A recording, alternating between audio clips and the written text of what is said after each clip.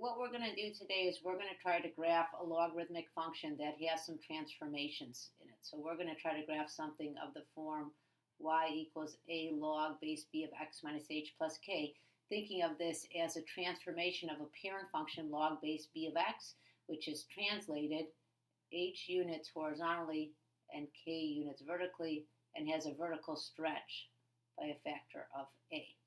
So we want to graph log base 3 of x minus 1 plus 2. We're going to begin by graphing the parent function, which is y equals log base 3 of x.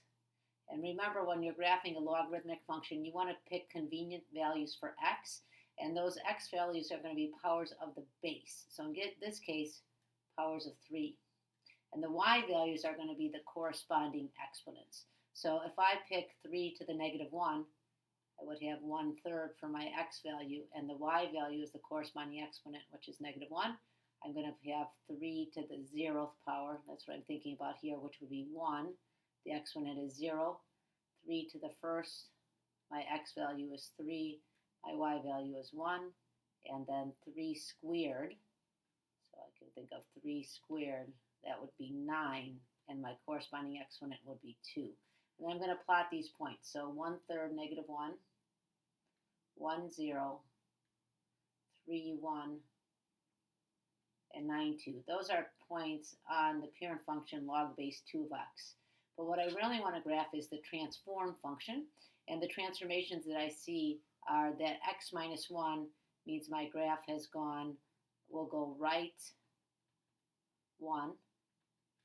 And the plus 2 right here will mean that it goes up 2. And probably the easiest way to graph this transform function is to just take the points on the parent function and move them right 1 and then up 2. So I'm going to do that for each one of these points. I'm going to take them right 1 unit and then up 2, just counting over on my graph, right 1, up 2, and right 1, up 2. So these are going to be points on log base 3 of x minus 1 plus 2. And I'm going to think about the characteristics of this graph. So the domain is going to be, I have to think this went right 1. So it's going to be from 1 to infinity rather than 0 to infinity. The range is unchanged, so it's going to be negative infinity to infinity. And the equation of my vertical asymptote here is going to be x equals 1. So I'm going to go ahead and sketch in that vertical asymptote because that will help me sketch my graph. So I've got a vertical asymptote at x equals 1, and then I'll take the red pen and I will sketch my graph. So it's going to look something like that. And this should be a little bit rounder than I drew it. Let's go on to the next page. We're going to try another graph. We're going to graph log base 4 of x minus 3. So to begin with, we're going to identify the parent, which is log base 4 of x. And then for the x values, we want to pick powers of the base, which here is 4. And the y values are going to be the corresponding exponents. So we can pick 1/4, which is 4 to the negative 1. So the exponent is negative 1. 4 to the 0th, which is going to be 1. And the corresponding exponent is 0. 4 to the first is my power. That'll give me an x value of 4 and a y value of 1. And I'm going to plot those points. So 1/4, negative 1. 1, 0, and 4, 1. And now I'm going to think about transformations. This minus 3 here is a transformation. That means it went down 3 units. So I can take each one of these points and simply move them down 3 units. So down 1, 2, 3, down 1, 2, 3, down 1, 2, 3. Since I didn't have a horizontal shift, my vertical asymptote is still going to be at x equals 0. So I'm going to plot that on my graph using a dashed line because it's a vertical asymptote. X equals 0. And then I can go ahead and sketch this graph. So it's going to look something like this. So this is log base 4 of x minus 3. And these points up here are on the parent which was log base 4 of x equals y. Let's fill in the other characteristics. So the domain for this function, since it's not shifted at all, it's still 0 to infinity. Not shifted horizontally, I should say. The range, the vertical shift doesn't affect the range. It still goes from negative infinity to infinity.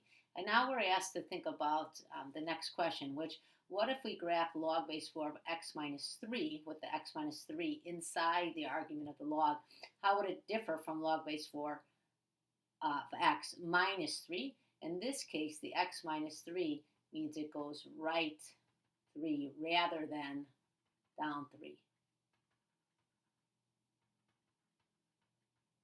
And the domain, if it goes right 3, is going to move from 0 to infinity to 3 to infinity. The range is unaffected by that horizontal shift, and the asymptote becomes x equals 3. On the next page, we're going to think about the domain of logarithmic functions. And for this, we know that the argument of the log must be greater than 0. So we can use this idea to find the domain of logarithmic functions. So in this case, we know x minus 4 must be greater than 0. Solving for x, we have x is greater than 4.